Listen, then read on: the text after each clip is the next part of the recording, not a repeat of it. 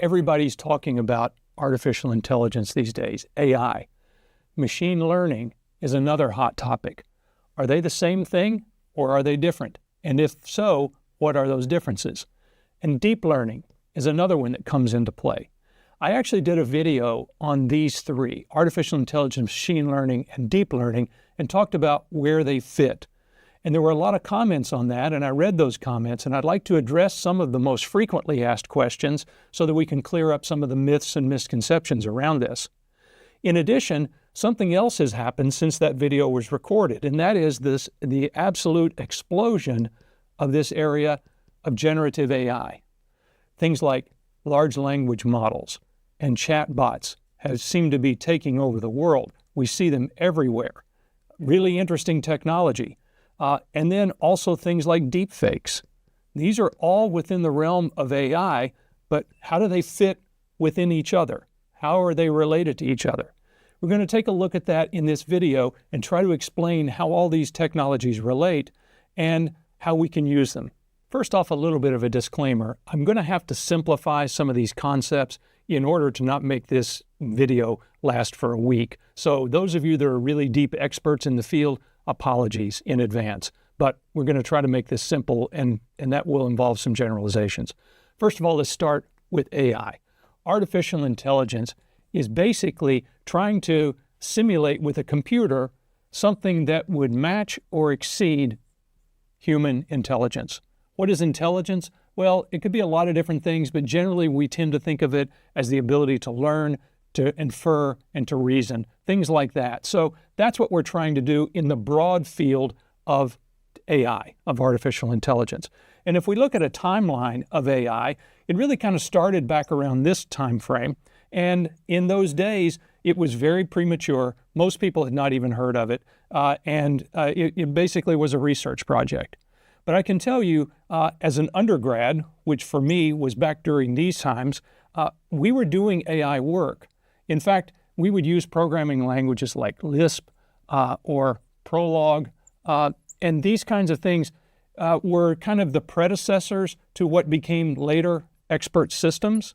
And this was a technology, again, some of these things existed previous, but that's when it really hit kind of a critical mass and became more popularized. So expert systems of the 1980s, maybe in the 90s, and again, we used technologies like this. All of this was something that we did before we ever touched in to the next topic I'm going to talk about. And that's the area of machine learning.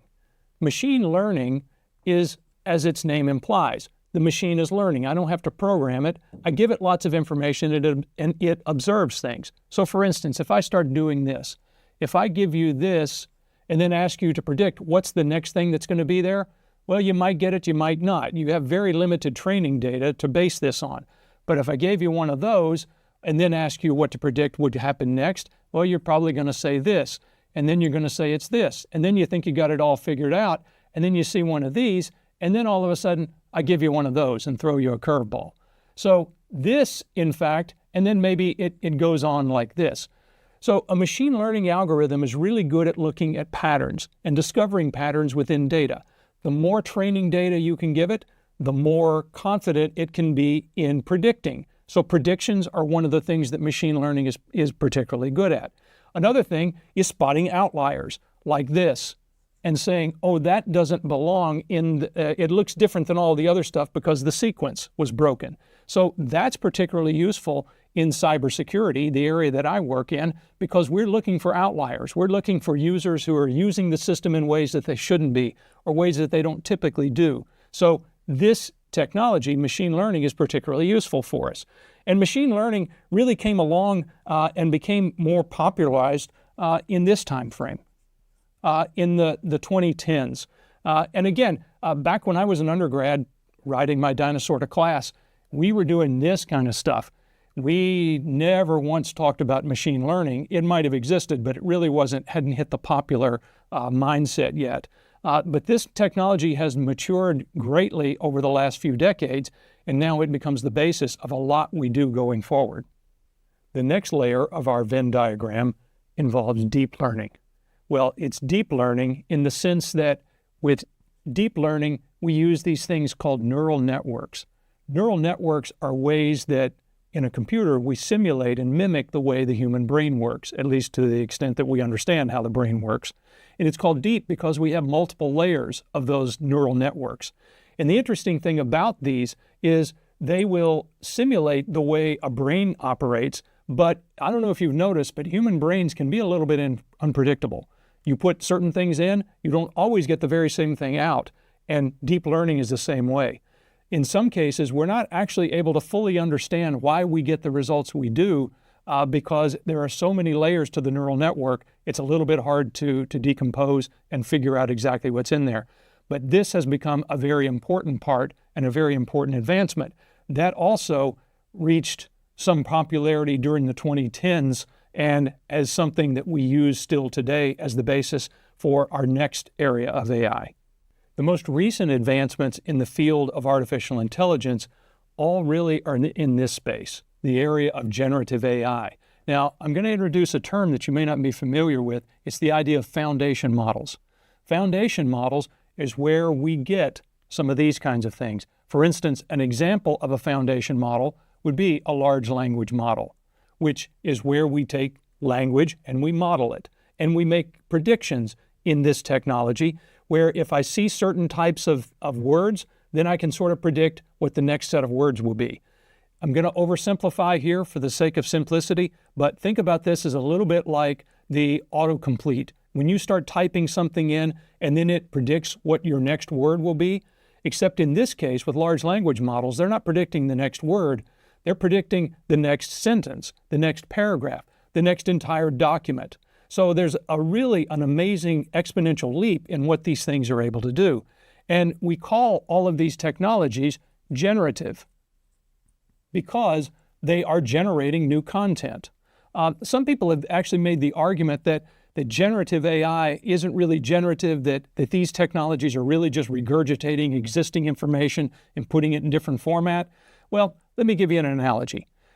If you take music, for instance, then every note has already been invented. So in a sense, every song is just a recombination, some other permutation of all the notes that already exist already, and just putting them in a different order. Well, we don't say new music doesn't exist. People are still composing and creating new songs from the existing information. I'm going to say GenAI is similar. It's an analogy, so there'll be some imperfections in it, but you get the general idea. Actually, new content can be generated out of these. And there are a lot of different forms that this can take. Other types of models are audio models, video models, and things like that. Well, in fact, these we can use to create deepfakes. And deepfakes are examples where we're able to take, for instance, a person's voice and recreate that, and then have it seem like the person said things they never said. Well, it's really useful in entertainment situations, in parodies and things like that, or if someone's losing their voice, then you could capture their voice and then they'd be able to type and you'd be able to hear it in their voice. But there's also a lot of cases where this stuff could be abused. The chatbots, again, come from this space. The deepfakes come from this space. But they're all part of generative AI and all part of these foundation models. And this, again, is the area that has really caused all of us to really pay attention to AI. The possibilities of generating new content, or in some cases summarizing existing content and giving us something that is bite-sized and manageable. This is what has gotten all of the attention. This is where the chatbots and all of these things come in. In the early days, AI's adoption started off pretty slowly. Most people didn't even know it existed, and if they did, it was something that always seemed like it was about 5 to 10 years away. But then machine learning, deep learning, and things like that came along, and we started seeing some uptick. Then foundation models, GenAI, and the like came along, and this stuff went straight to the moon. These foundation models are what have changed the adoption curve, and now you see AI being adopted everywhere. And the thing for us to understand is where this is, where it fits in, and make sure that we can reap the benefits from all of this technology.